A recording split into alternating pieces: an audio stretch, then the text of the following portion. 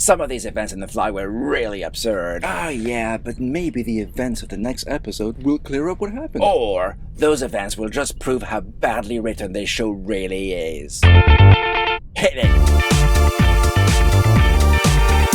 So, the episode picks up where the previous one left off, with Slightly and Arthur's body. Well, you can't really complain about what's going on there. He's just a kid after all, and he's panicking. That particular part's fine, although you do have to wonder how he managed to drag Arthur's body back to his room without anyone noticing, be it the numerous patrols or via CCTV. I'm not gonna say it, but you know what I'm thinking. Yeah, so the story can happen.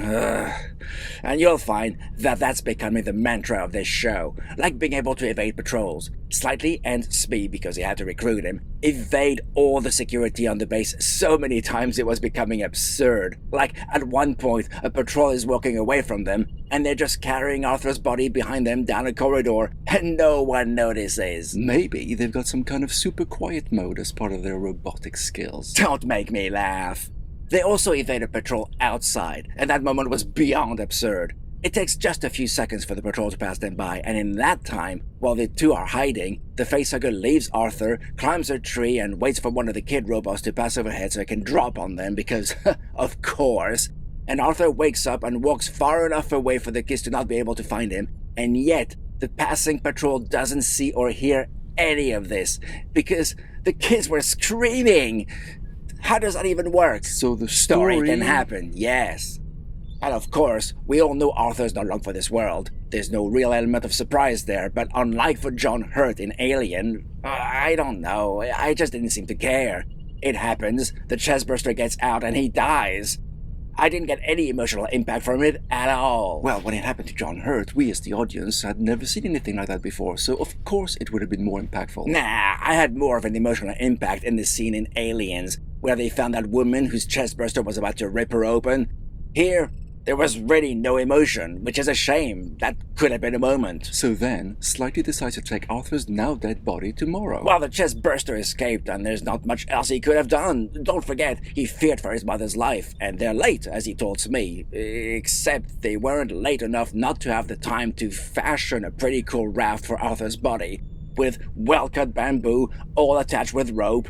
Where did they get the tools to do that? Maybe it was just lying around? Come off it. And don't forget, these kid robots are supposed to be super strong. Slightly should have been able to carry Arthur on his own. But then again, the story wouldn't be happening now, would it? You're starting to catch on. And you don't understand sarcasm. Meanwhile, Kirsch gets to the lab, gets a couple of minions to clean up for him, and we learn Isaac's well and truly dead.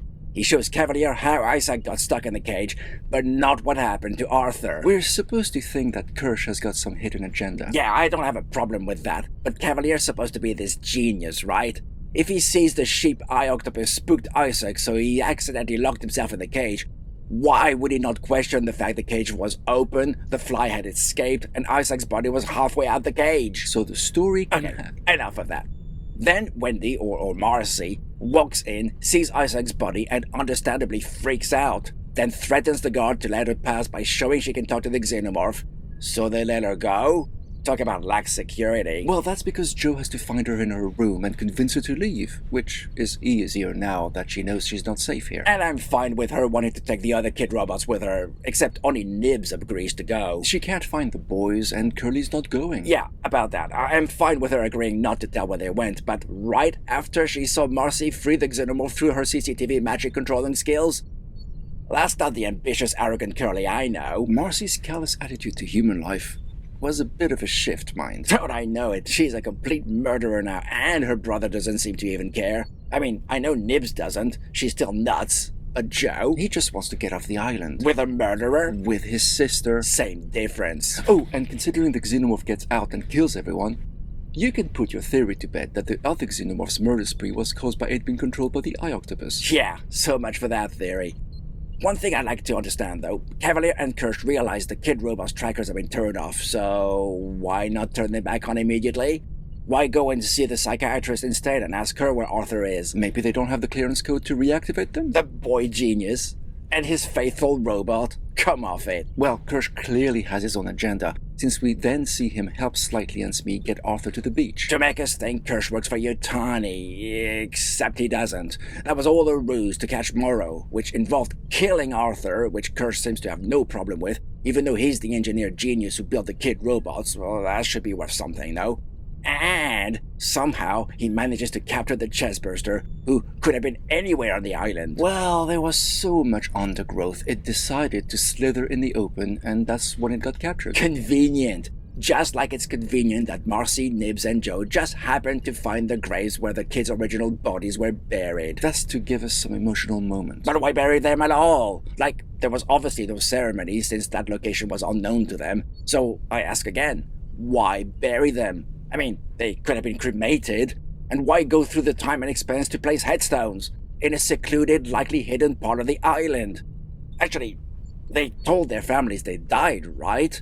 So why did they not give the bodies back to them so they could bury them properly themselves? Makes no sense. I've got no comeback for that one. So do you have a comeback for why Cavalier gets obsessed with the Eye Octopus instead? I mean, Isaac's dead, the kid's strikers have been turned off, and a xenomorph is on the loose having killed a bunch of scientists. But rather than deal with that or be worried about that, he's just focused on his little octopus pet. He just wants to communicate with it. Oh yeah, that was priceless. He's trying to see how clever the Eye Octopus creature is by showing it the first 3 digits of pi, and waiting for it to tell it what the next 3 are. Joke's on you because it does by thumping its hoof the right number of times. Joke's on me? Or joke's on the audience? How does the Eye Octopus from another world know human numerals, and how does it know to calculate in base 10 like humans do? In the original Planet of the Apes book, written by Pierre Boulle, the captured humans started communicating with the ape through geometric drawings, and slowly, building on that shared knowledge, learned the ape's language and ways. Much more intelligent and believable. An alien can't just know a different species' language and mathematics. Well, Marcy can speak xenomorph. Oh yeah, because of course she can. And that's proving useful for their escape as it kills on her orders an entire group of Morrow's men. There's like half a dozen of them, heavily armed, and none of them land a shot. But the creature's wounded by the end. No, it's not. That's human blood. They've got acid for blood, remember? Okay, but in this case, it just kills everyone because it's controlled by Marcy, who he sees as his queen, I guess. It must be amazing she can speak its language just like that or something. Now to get back to Kirsch. It turns out he let Slightly do his thing. He did not interfere. He didn't tell Cavalier. All because he wanted to entrap Morrow. Which he did. But I'm sorry, his motivation is really weird. He's a robot. He thinks differently than humans. Bishop didn't. But Ash did. Okay, fair point. And finally, Joe, Marcy, and Nibs get to the boat, and there's absolutely no one there. They get on the boat, and suddenly they're surrounded. Where did the troops come from? My guess is, unbeknownst to the audience, Cavalier and Kirsch did reactivate the trackers, so they knew exactly where Slightly and Smee were, which is how they captured Morrow, and where Marcy and Nibs were going. Okay, that makes sense. But what doesn't make sense was how the entire platoon by the boat just lets Nibs mutilate and maybe kill one of their own. I know they're under orders to not hurt the merchandise, but come on! That doesn't stop the girl with the red hair from shooting at Nibs, as right she should at self-defense, but the others? They just stand there, weapons drawn, and do nothing. And it's not like they can't see what's happening. They're right there. All through this episode, I have the feeling the writers don't know how to write human behavior. But they do know how to write for action figures. Do you know how, as a kid, you got all your action figures out to play, but you can only move 1 or 2 at a time because you've only got 2 arms? And so there's some action somewhere, but only 2 figures move while the others just stand there and watch? That's the feeling I got when I was watching this. Grown men playing with their action figures, and to hell if it doesn't make any sense. You see it when people elude multiple security guards while carrying a body, when a xenomorph kills everyone, even heavily armed military, when no one moves when something dramatic happens. So many examples.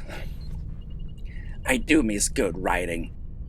Alright, I think that's enough for this episode. Now, if you like what we do, And how we do it. and you feel you'd like to help us out, Please consider joining our Patreon. as long as you can afford it, of course. You'll find a link to it in the description. Thanks for watching. Do let us know what you think in the comments, and I'll give you the response you deserve.